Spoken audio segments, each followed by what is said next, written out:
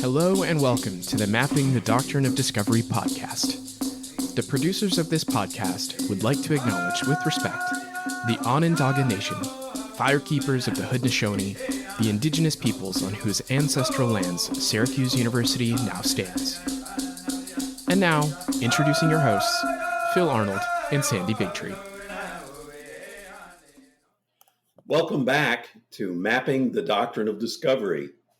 My name's Phil Arnold. I'm faculty in the Department of Religion at Syracuse University and core faculty in Native American Indigenous Studies, and the founding director of the Scano Great Law Peace Center.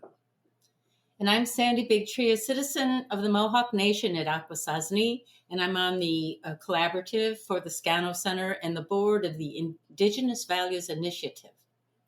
And we're coming to you today, sponsored by the Henry Luce Foundation, and we really appreciate their continued support for this important conversation we're having. Today, we're super happy to have Patrick Gonzalez-Rogers join us. And Patrick was kind enough to invite Sandy and myself out to Yale to give a presentation to his class, last year. And I think we really got to know a lot of good people there. The students were so engaged and well-informed, so it was really one of our better experiences with such interaction from the students. Good job. Yeah. And so, Patrick, I'll just let you introduce yourself. You can talk about what you're doing there at Harvard, at Yale. Oh my gosh, I'm sorry to make that mistake. Yeah. Bite your tongue. What you're doing out there in Yale. Yeah, just begin. Yeah. And then let us know what your work is currently. Yeah, so Pat Gonzalez-Rogers, I'm a faculty at the Yale School of Environment. I teach a class this semester around tribal natural resources and sovereignty.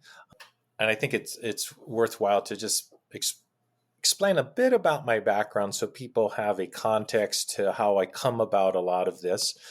So previous to Yale, I was the inaugural executive director of the Bears Ears Intertribal Coalition and have previously held more than a few jobs within the federal kind of apparatus, mainly along the lines of being the senior Native advisor for several federal agencies, but I've also served as the Assistant General Counsel to the U.S. Senate Indian Affairs Committee and the Director of Federal Relations for the Office of Hawaiian Affairs. That said, while I do most of my work within Indian country, I always am clear I'm not Native American. I am Indigenous. My mom's side, both Tagalog, which is the largest Indigenous group to the Philippines, as well as being Samoan. So, a lot of my work is really within the intersect and kind of construct of conservation and environmental issues, hence the Bears Ears Intertribal Coalition. But, one of the foundational pieces as I present the history of Indian law and policy, and again, this is within the context of the School of Environment, is to really set a foundation towards those things that really set up the underpinnings and cornerstones to contemporary policy. And I think it comes as a surprise to many that the doctrine of discovery is not just this kind of, historical affectation. It is living with us today and is quite prominent towards how we view, operate, and implement many of the aspects of the federal trust relationship, which are at the primacy to the government-to-government relationship, how every tribe conducts its business. And so I say that as a kind of a bit of framing for the rest of our conversation today. That's very helpful. Thank you. Well, it's really difficult when under the doctrines of discovery, colonists came into our territories and targeted sacred places.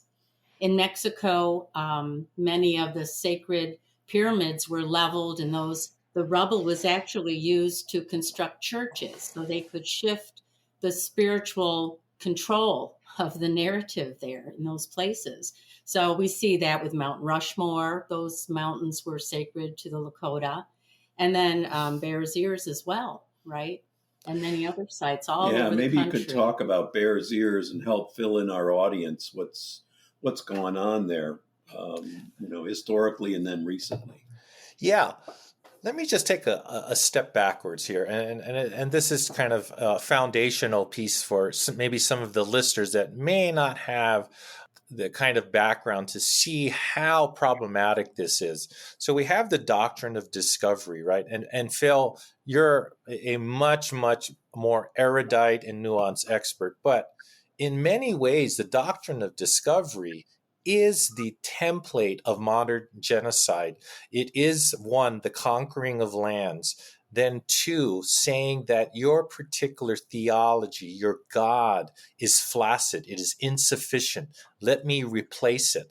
And then telling the people to assimilate, and then followed by violence. The violence about snatching children away from their immediate family, the sexual assault of the women, and then doing this under the kind of guise that we have something better to offer, right? And I think we've seen this play out in a kind of a contemporary global aspect.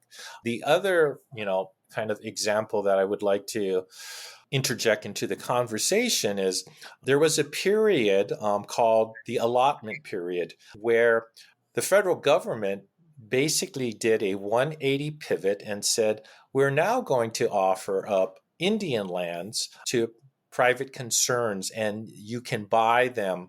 But what many people do not know is they had these intermediaries, and these intermediaries were not objective or balanced. And in many times, they were just crooked. But the biggest contingency of those intermediaries were churches.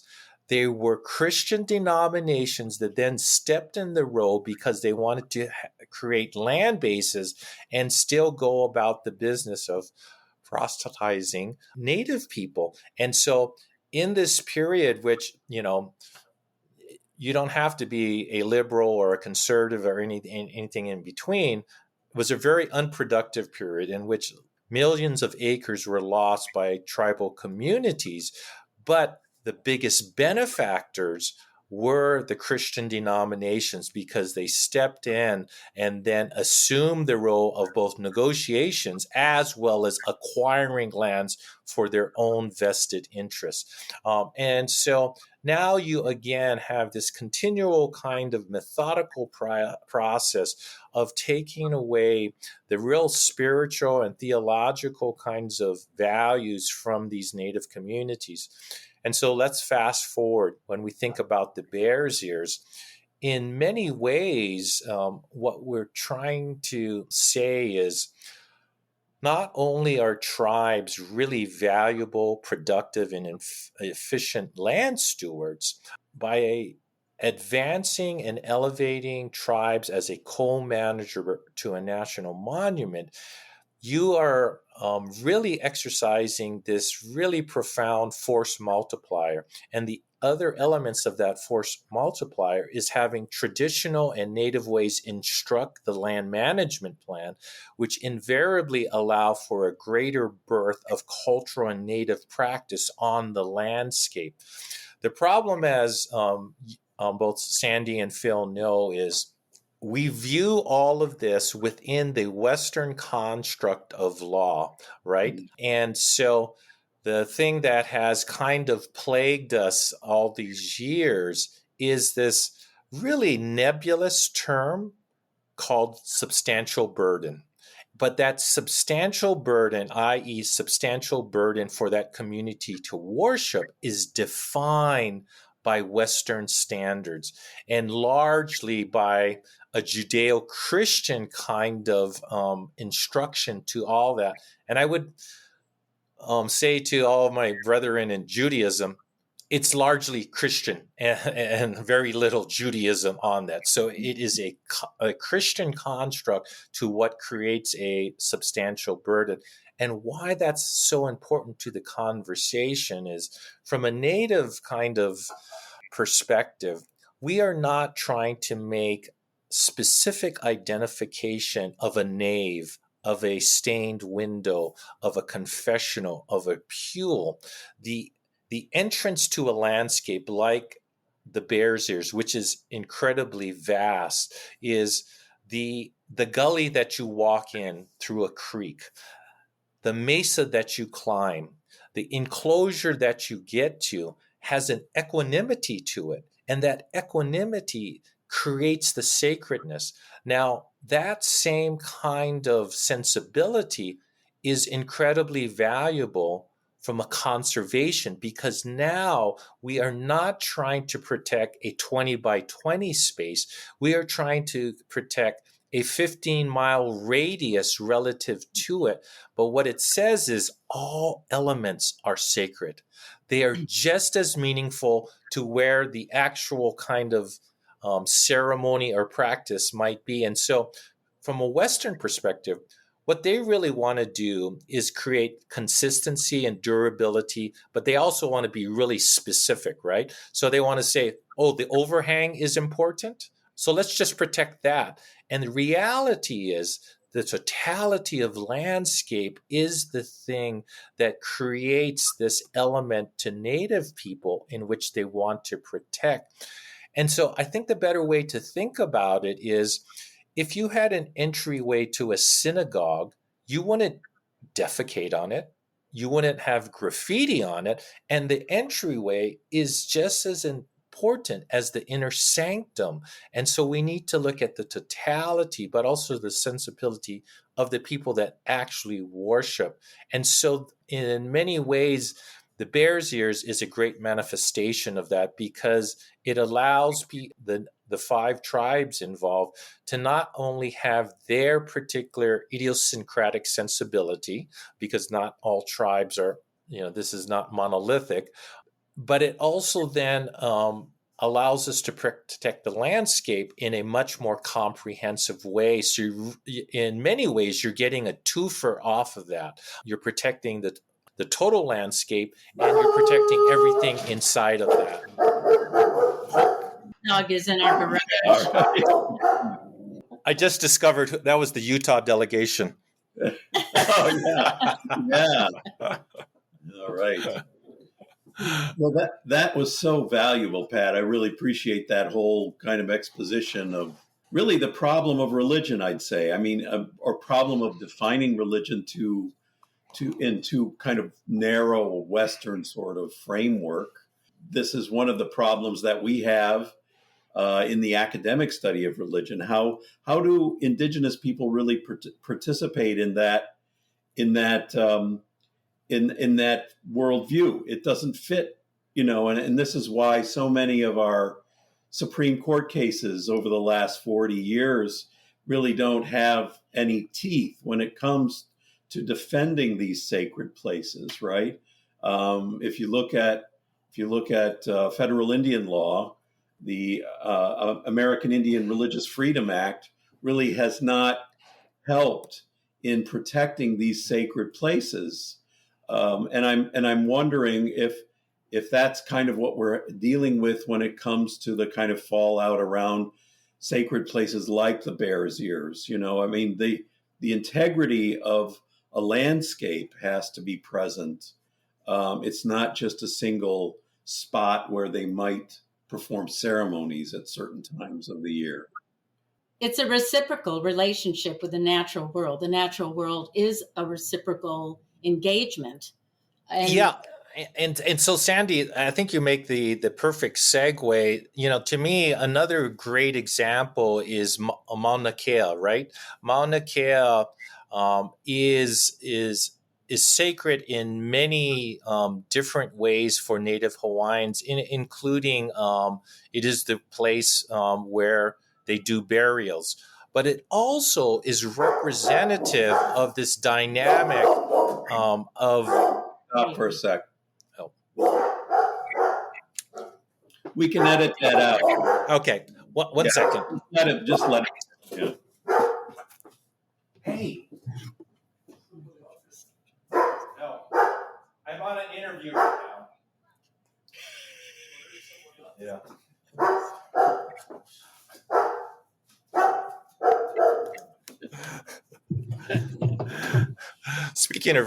Speaking of religion and Jehovah's Witness, they must have heard something. So, where I was going to go with this is Mauna Kea also represents this triangulation that is really reflective in many Native theologies. But for Native Hawaiians, it is Ke'akua, God, right? Kekanaka, the people, and Aina, the land. And so this representation on how it has equilibrium and balance to each other is really the engine towards everything. And if you don't have an insight to that portion, you will then default to this Western kind of, it's a simplistic, well, if you can worship on this side of the mountain, why don't you just go to the other side of the mountain? Or why don't you just find some alternative? So that substantial burden, again, is defined by their kind of what they think is a burden, and not viewing it, again, in the totality of what that means to the people. And all these relationships really kind of define their spirituality. Oh, that's great. Well, Western religions are more ideological. They're not in this relationship with the natural world. And in contact, I mean, it was crucial to penetrate this way of life. And you talk about tribal governments today. Many of those tribal chiefs came through the Bureau of Indian Affairs system, but they were selected predominantly because those were children who'd gone through the boarding school experience and had a lot of their culture stripped from them. So it's very complicated, series of problems in Indian country today because of the wrath of colonialism and what it did culturally. I think, too, what you're describing also is, blatantly apparent. The doctrine of discovery is blatantly apparent in our environmental laws and policies, right? So the way that we tend to regard the natural world is as resource rather than as relation, right?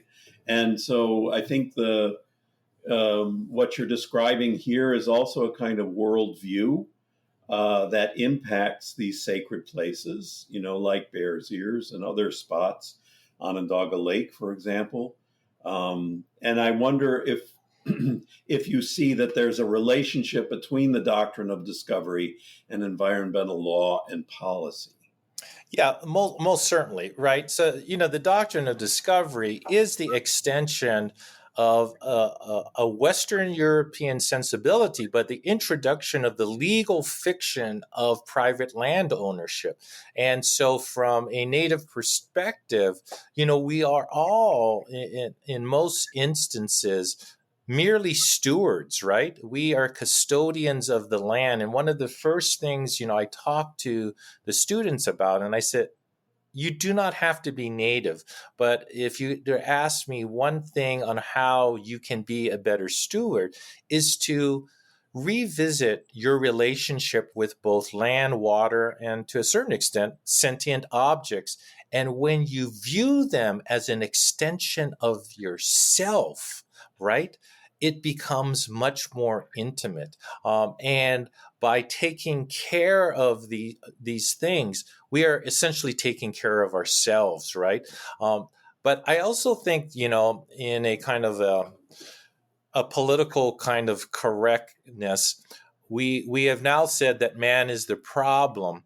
But I think from an indigenous perspective, when you have this concept that land and water are an extension of yourself, you then can also say man can also be part of the solution. And you do not bifurcate this, right? Because we are a part of this. And so we can then add to it and not just be, looking from it from just an academic window or a kind of a non-interested, pedestrian perspective. And so it compels us in a way that we can be much more engaged. And I think our relationships with land and water then become both, figuratively as well as literally much healthier. Yeah, I wondered about that. As you were speaking, what would it look like to have environmental law and policy? I mean, you've worked in Washington, D.C., you've been an advocate for indigenous peoples there. And what would it look like to have an indigenously oriented environmental policy? Because I think we're at a moment now, at a kind of urgent moment, when students and others are really trying to think of a different way that we can exist in this world, right? That human beings need to be in a better kind of relationship with one another, but also with the earth. As Tadadaho Sid Hill says here in Haudenosaunee territory, peace is only established when human beings are in proper relationship to the natural world. So this isn't a kind of puritanical notion or something that follows John Muir or somebody where the natural world has to remain untouched by humans. Rather, it's a different way of thinking about economics of sane use of the earth, right? So I wonder, engagement with the earth. So how do you see, as somebody who's training students in this area, how do you see us moving forward, with a new set of values? Well, I think the biggest thing that comes to mind when I think about conservation from an indigenous perspective and really driven by that kind of precept is durability and sustainability. We use those as buzzwords right now, but in reality, Native people knew that all natural resources have a limitation. And that's not to say Native people were perfect in every instance, but because of traditional knowledge in at least one corner is steeped in the observational knowledge of what occurs over generations and decades, they were able to acquire information that they could then pass down to say, if you did this, you may have the utilization of a waterway for 20 or 30 years. But if you did it this other way, it might be indefinite into the future. And so it really hallmarks that, while people hear these terms like 7 and 8 generations out, it was at the kind of the foundation of how they thought about conservation and the environment, because they knew they had to pass that down. And so it in many ways dilutes the kind of, what I call shooting for Q4. And that is, can we make a profitability out of this? And then we will regroup and think about the future of everyone else. And so instead, what you're saying is our primary kind of goal is to preserve and pass it down better. And and when you have that as your initial goal, you then are really in this kind of mode of real conservation and being stewards of the land. And so the first thing I think about in that is that is a very durable way to manage lands and waters.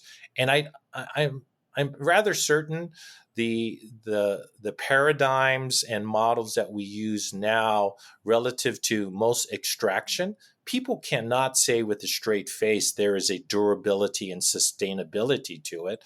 Right. They're looking at such kind of small, like, elements of time on how they want to utilize it. And it usually has some profit margin or a dividend or a share kind of incentive to it, which really then confuse the objectives of conservation and environment. Do you need help catching up on today's topic? Or do you want to learn more about the resources mentioned? If so, please check our website at podcast.doctrineofdiscovery.org for more information. And if you like this episode, review it on Apple, Spotify, or wherever you listen to podcasts. And now, back to the conversation. When you interject that the earth is regenerative, it's ever-changing, species die, species are born. It's a whole different connection to the earth. You can foretell what kind of fish will appear in the stream when they breed by a certain wildflower that may be blooming. I mean, the Haudenosaunee, for example, had this language, as all Native people do. You know, the world speaks to them and how things are changing in the rhythms and times, which are not according to a calendar, but they're according to these cycles of life. So it's so interactive, and it's really hard to say you can manage anything, but you need to tap into that regenerative machine of creation that we're part of. Right. Yeah.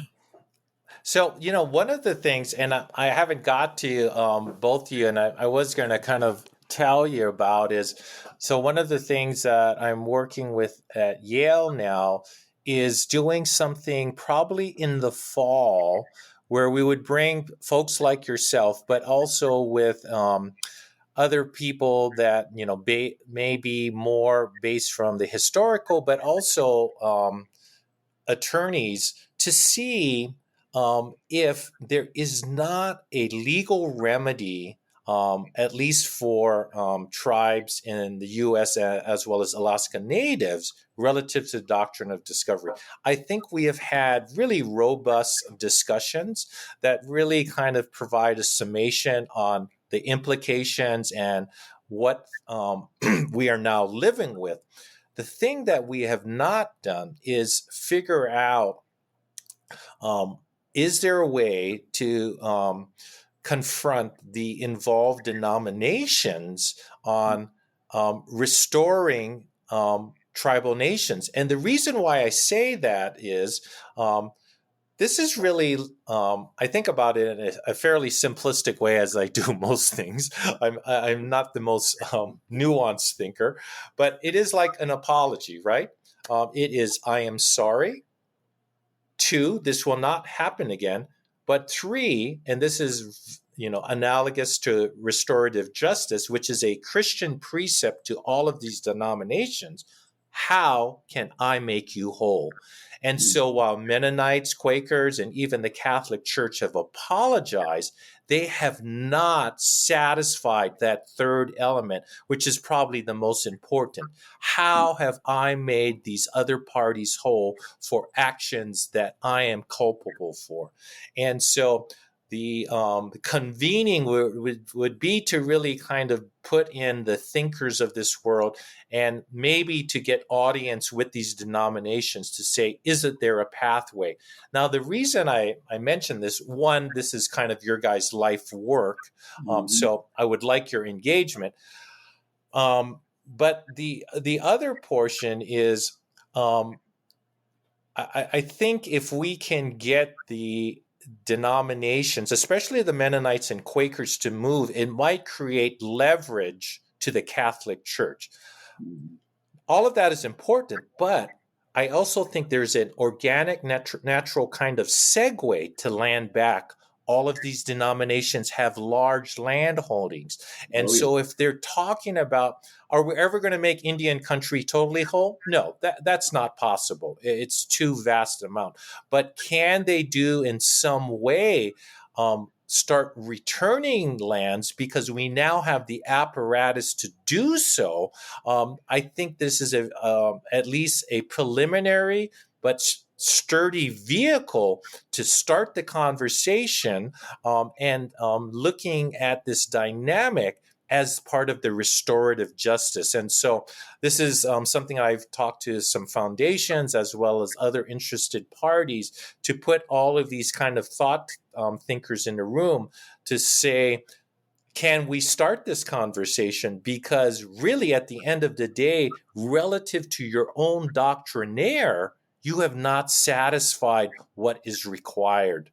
What do you think about that? I mean, to reverse the role of the interviewing, Phil and Sandy. No, absolutely. Returning land to Indigenous people who understand this proper relationship is only going to free up the land and help everybody to begin recovering from this disconnection that's been dumped on everybody through colonialism and the church. Unfortunately, you were not part of our Doctrine of Discovery conference last December, and you should have been. Yeah.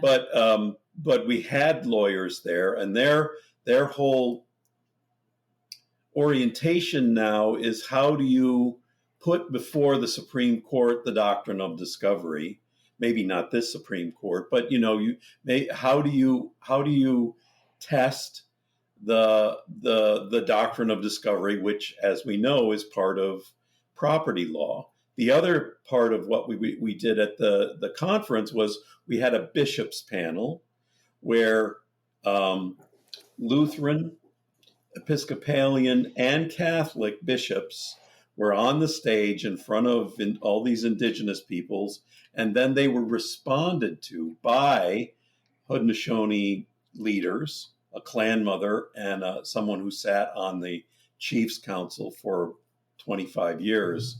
And essentially what came up was exactly what you're talking about, Pat, was that essentially, okay, apologies are great. We've had over 350, repudiations of the Doctrine of Discovery.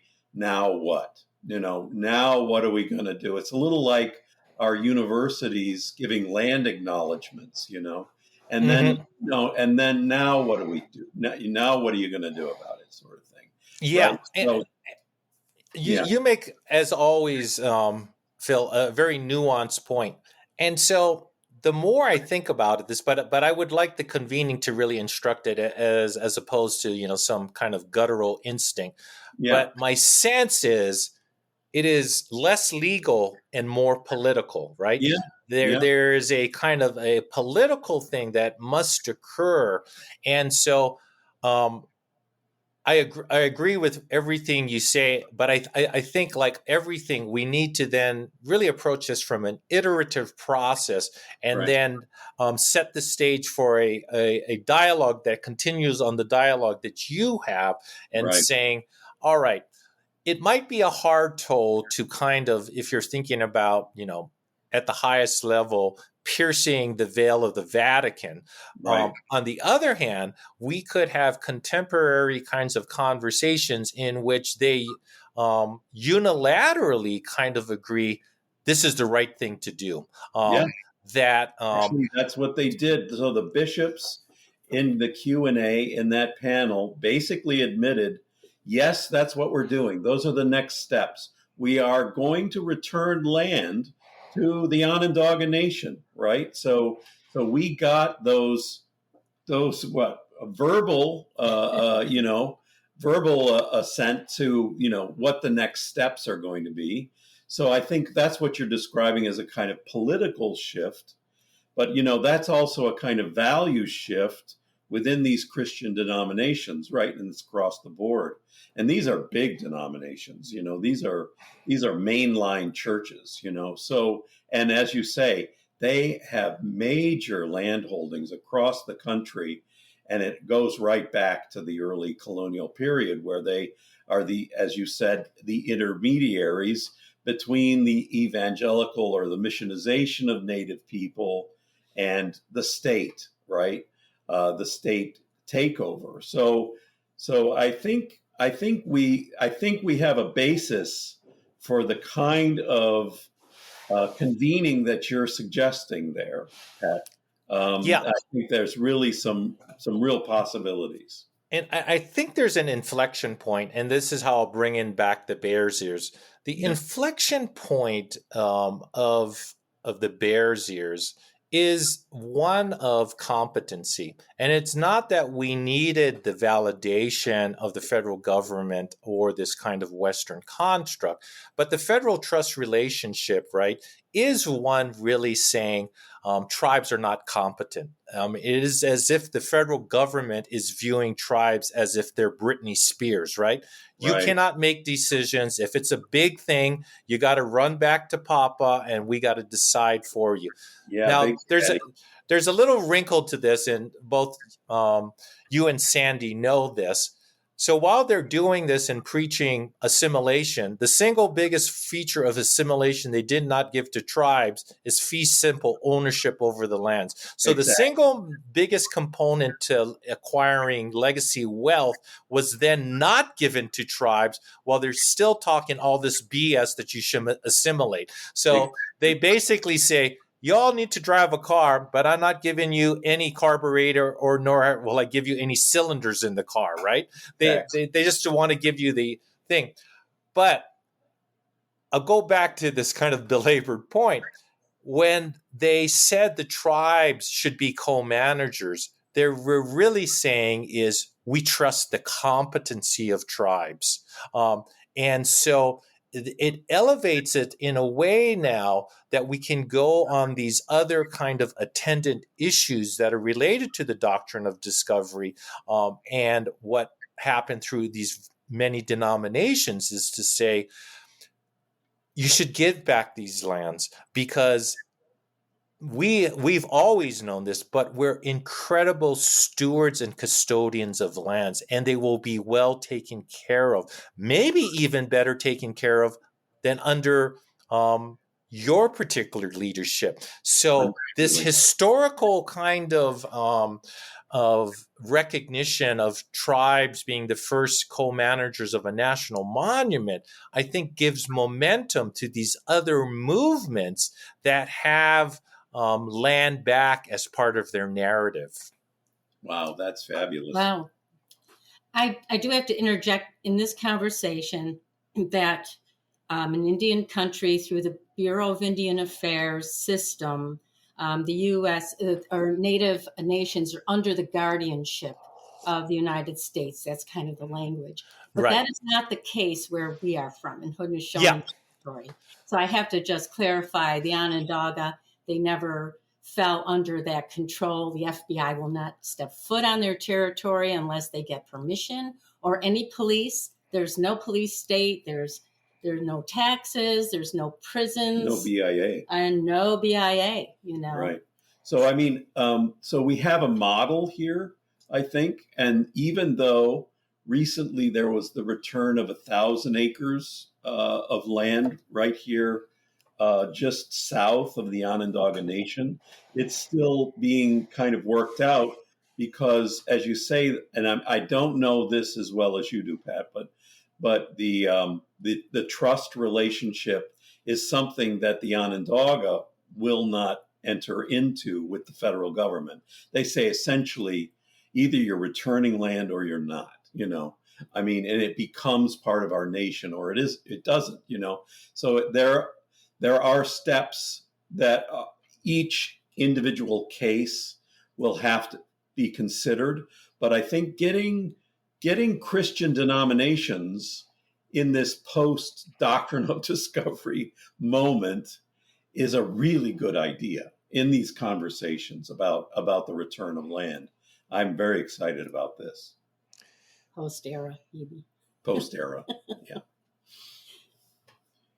Yeah, and it's something that I think, like so many things that have a kind of political context, is sometimes you're just in the right place at the right time, and while it may have nothing to do with the topic of the Doctrine of Discovery, I think about during the Obama administration, where there became an opening that was very kind of apparent and vivid, in which he then could put into law about the legal rights for gay people in their communities. And Yeah. so some of this is to constantly be on the vigil that we're creating a momentum, because when that opening appears, it's not something that we've planned, but we've been prepared for. And so in reality, what I'm taking is, the kind of conference that you did, and then continuing the conversation in a way to put a little bit more framework, because then there will be a subsequent kind of conversation. Because even through this conversation, it strikes me that, the meeting may not just point out like all of the answers at once, but it may instruct that we need to create an organization that is doing this 24/7 and having, these kinds of conversations with all of these denominations, because I do think in some ways we're much closer than we have ever been. Right. And so this is all kind of compounding through everyone's both education as well as advocating through many conversations and doing our own kind of advocacy. Yeah. And I think it's such an important lesson really for students. I mean, we're training the next generation of, Indigenous advocates for the environment, for the natural world. And I think, so, and I think, as you say, religion needs to step up, or these Christian denominations need to step up and really make a difference, because what we're facing, what's coming, is really going to be catastrophic if we don't start changing our practices quickly. So, I think there is also the urgency of the moment, as well as the kind of opportunity that has been handed us by previous people working on these issues, right? Yeah. And I think about this, and I think that, many people don't realize how Native communities have pride, not equally, but they have pride in being an American. They have pride in the community they're from, but the kind of greater landscape in which they're involved. Mm-hmm. And I can't help but think about the turmoil of the kind of challenge of those feelings, right? You're here, but you're also under the foot of something. And this foot, in some ways, you still have love and pride for. And I think about, the words, he was not native, but they're still prescient words of Frederick Douglass. He was in these series of conversations back in the day with someone actually in, if I'm not mistaken, in Belfast.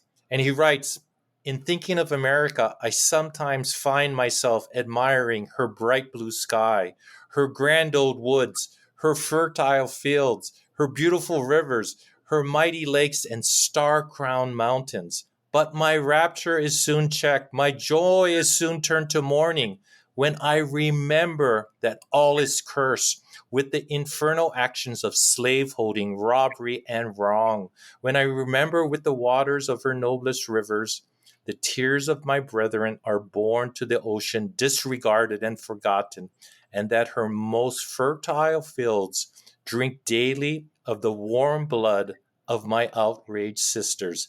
I am filled with unutterable loathing." That conflict is the thing that on a personal level is what we're trying to do, right? We try to reconcile these relationships. And so we have to prompt the other party to do the right thing. Right. And to really know equity and freedom. Exactly, Sandy. And that was integrated into this whole forming of this nation when they met with Haudenosaunee Loyani, the men of the good mind. We don't have a hierarchy of chiefs. It's all about integration and coming together in thought and purpose and living in proper relationships. So everybody has that hope, but we've not experienced freedom and equity yet. Right. What a great way to end our conversation, Pat. Yeah. Really, really appreciate you and all you're doing there.